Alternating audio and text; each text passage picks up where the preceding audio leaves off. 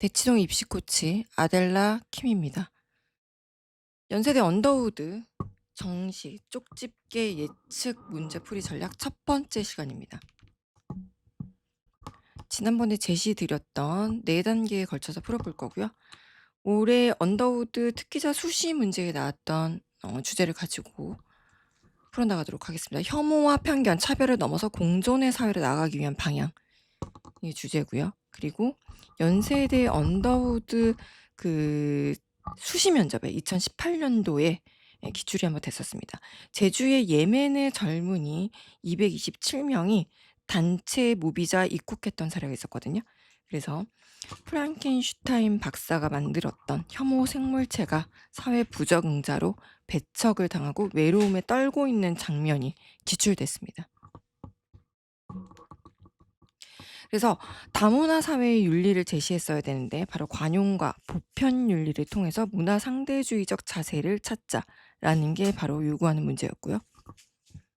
이번에 나온 문제는 오염된 음식과 비만인을 통해서 우리가 가질 수 있는 어떤 확증 편향적 사고인데 여기에 미디어라는 도구가 가세를 하게 되죠.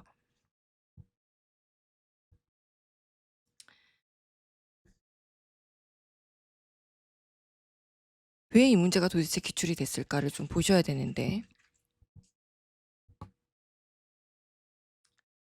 사실 아까 잠시 보셨지만 도구주의적 자연관으로 인한 기후변화의 문제라던가 이 문제의 근원이었던 인종에 대한 어떤 편견, 그로 인한 다문화에 대한 인식, 그리고 빈곤에 대한 헤게모니들이 교육에 관련해서도 한번 나온 적이 있었습니다. 정시에서 나왔던 걸로 기억하고 있고요. 그리고 자유에 대해서도 나왔습니다. 올해도 이 자유의 문제는 이사야 벌린의 자유의 문제는 굉장히 중요한 이슈가 될 거기 때문에 한 번쯤 눈여겨보셔야 되고 저도 정리를 한번 해드리도록 할게요. 이런 여러 가지 문제 중에 왜 유독 이 문제가 기출이 됐느냐. 올해 바로 총선이 있었죠. 우리가 총선으로 인해서 많은 혐오 발언들이 미디어에 난무하게 됐고요. 그런 미디어에 난무한 혐오와 차별을 넘어서 어떻게 공존의 사회로 갈 수 있느냐가 올해 언더우드 수시 특기자 전형에 나왔던 면접 문제 핵이었습니다. 어떻게 풀어나가야 될까요?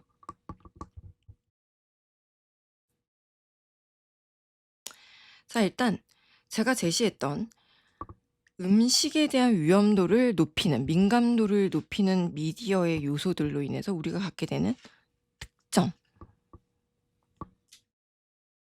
편향적인 사고들을 한번 살펴보도록 하겠습니다. 오염된 음식에 대해서 우리가 부정적 정보를 받게 되면 민감도가 높아지죠.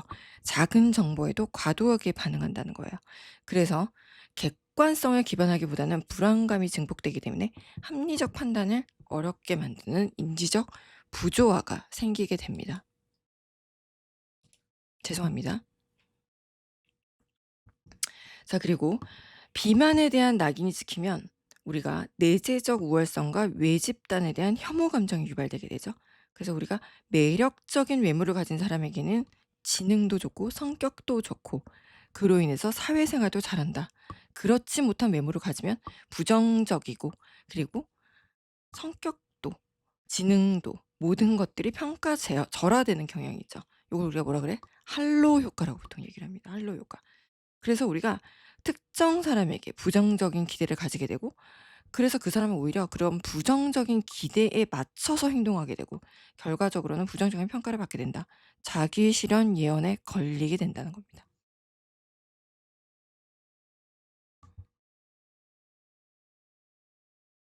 그리고 여기에 하나 더 대표성의 오류로 미디어가 가세를 하게 되죠. 비만과 혐오를 부추기는 미디어가 여기에 가세를 해서 다수의 의견이 특정 외모를 추구하는 거에 대해서 성공과 연관짓게 되는 이러한 성향을 갖게 됩니다. 그리고 이것이 미디어가 반복적으로 보여주면 어떻게 돼?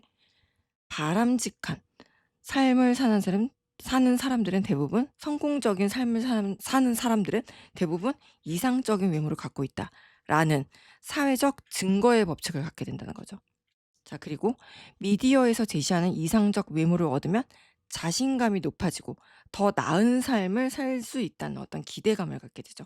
자기 효능감을 갖게 됩니다. 근데 이게 과도한 경우에는 외모에 대한 강박적인 욕구를 불러일으키게 되죠. 그리고 결국은 이로 인해서 내 집단 우월성과 외 집단 혐오를 갖게 된다는 겁니다. 미디어가 이를 가중시킨다는 거죠. 자, 우리가 이렇게 주변 사람들의 부정적인 태도에 동조하면서 비슷한 생각을 갖게 되는 걸 동조 압력이라고 보통 얘기를 하거든요. 근데 이런 동조 압력이 유튜브가 활성화된 인터넷 공간에서 혐오를 조장하는 그러한 큰 도구가 된다는 거죠. 그래서 결과적으로는 혐오 감정이 무딘 사람이라도 여과 장치가 부족한 온라인 커뮤니티에서는 이런 비방글을 계속 접하게 되면 어떻게 돼? 혐오에 동조하는 쪽으로 생각이 굳어진다는 겁니다. 그래서 에코 체인버 효과가 결과적으로는 일어난다. 부정적인 정서, 감정들이 만성적으로 활성화되다 보면 공격적인 행동과 공동체 속에서 타인에 대한 신뢰 부족으로 이어지고, 이는 뭐야? 공동체 위기로 이어지고, 결과적으로는 다른 의견을 존중해야 되는 민주주의의 핵심을 위협하게 된다. 핵심은 뭐야? 미디어에 난무하는 혐오 발언이 결과적으로 민주주의의 핵심을 위협하게 된다. 이게 핵입니다. 현대에는 요게 누구들에 의해서 굉장히 많이 더 확산이 돼? 사이버 레카들에 의해서 혐오 비즈니스가 한층 더 확대 재생산된다.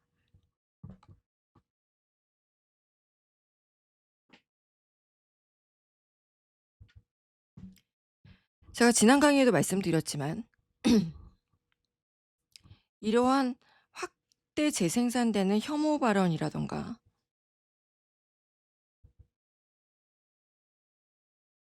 혐오 발언은 이나 방어 기제 혐오 발언에 대한 방어 기제로부터 자유롭기 위해서는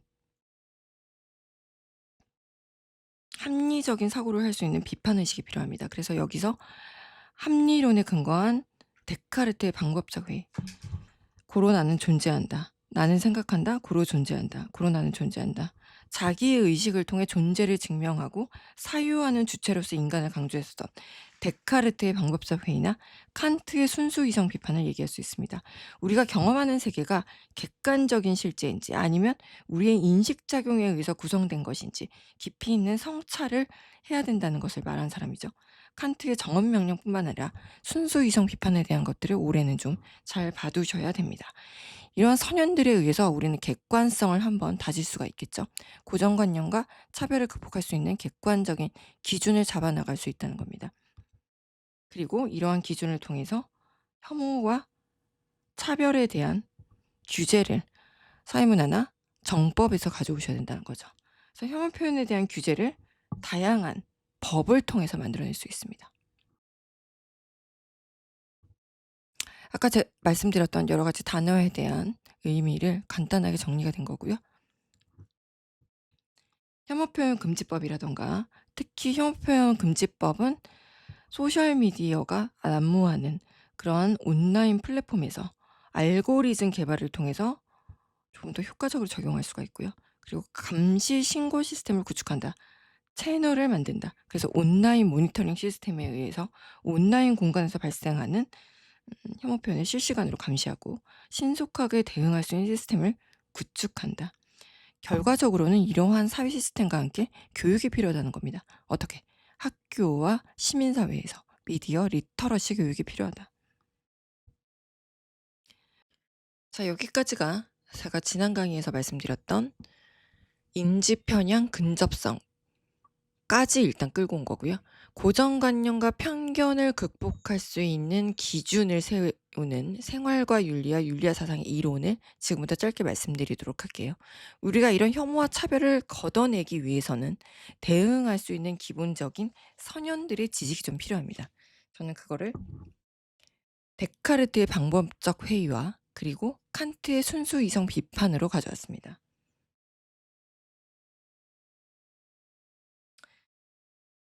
굉장히 좀 생소하신 분들이 있으실 텐데 데카르트의 방법적 회의는요. 경험론을 얘기했던 베이컨과 함께 인식론의 양대 산맥으로 잘 알려져 있고요. 그리고 이 연대 면접을 준비하는 학생들은 기본적으로 알아야 될 선현이기도 합니다. 그리고 데카르트는 여러분들이 "나는 생각한다. 고로 존재한다." 요걸로 굉장히 많이 알려져 있지요. 그래서 모든 것을 의심하고 확실한 지식만을 받아들이는 방법적 회의를 통해서 어때? 비판적 사고를 하고 이를 통해서 진리에 가까워질 수 있다고 얘기했습니다. 자기 의식을 통해 존재를 증명하고 사유하는 주체로서의 인간을 강조했던 사람이 바로 데카르트고요. 비슷한 인식론자의 한 사람인 칸트는 순수이성 비판뿐만 아니라 정언 명령으로 되게 유명하죠. 순수이성 비판에는 우리가 겸하는 세계가 객관적인 실제냐 아니면 우리 인식작용에 의해서 만들어진 실제냐 이것에 대한 성찰이 필요하다 이렇게 얘기했던 사람입니다. 그래서 제가 어제 말씀드렸던 고정관념과 편견을 극복하기 위해서 기본적인 기준과 잣대가 필요하고 거기에 이 두 사람을 제가 꺼내온 겁니다. 자, 그러면 마지막에 대표성 오류를 극복할 수 있는 우리가 사회적인 방법론을 제시할 수 있습니다. 여기에 바로 사회문화나 정치화법을 가져오면 좋다고 말씀드렸죠. 첫 번째로는 일단 혐오 표현의 규제를 말씀드리고자 합니다. 혐오 표현 금지법을 강화하고요. 특히 온라인 플랫폼은요, 혐오 표현을 효과적으로 차단할 수 있는 알고리즘을 개발함으로 인해서 좀 더 효과적으로 적용시킬 수 있습니다. 이에 더해서 감시 신고 시스템을 구축해서 채널을 만들고요. 그리고 인공지능을 활용해서 혐오 표현을 실시간으로 감시하고 신속하게 대응할 수 있는 온라인 모니터링 시스템을 구축합니다. 그리고 여기에 미디어 리터러시 교육이 빠질 수가 없죠. 학교 교육에서. 그리고 시민 대상의 공동체 교육에서 이러한 미디어 리터러시 교육이 강화돼야 되고 결과적으로는 건강한 미디어 소비를 할 수 있는 환경을 마련해야 된다. 그로 인해서 우리가 건강한 민주주의를 지켜나갈 수 있는데 일조해야 된다라는 게 연세대 올해 언더우드 특기자 전형 문제의 핵심이었습니다. 다음 시간에는 한나 아렌트의 악의 평범성, 사유의 불능, 방관자 효과에 대해서 말씀드릴게요. 올해 우리나라에 가장 크게 일어났었던 사건이 있었죠. 요 사건의 가장 핵심적인 인지심리고요. 요것만 일단 아셔도 올해 연세대 문제의 한 50%는 알고 있다라고 할 만큼 중요한 원픽 문제입니다. 다음 시간에 특히 귀 기울여서 들어주시기 바라고요. 그리고 시간 되실 때 좋아요와 한번 눌러주시고 댓글을 달아주시면 질문을 통해서 댓글을 달아주시면 성심성의껏 답변 드리도록 하겠습니다. 시청해 주셔서 감사합니다. 대치동 입시코치 아델라 킴이었습니다. 감사합니다.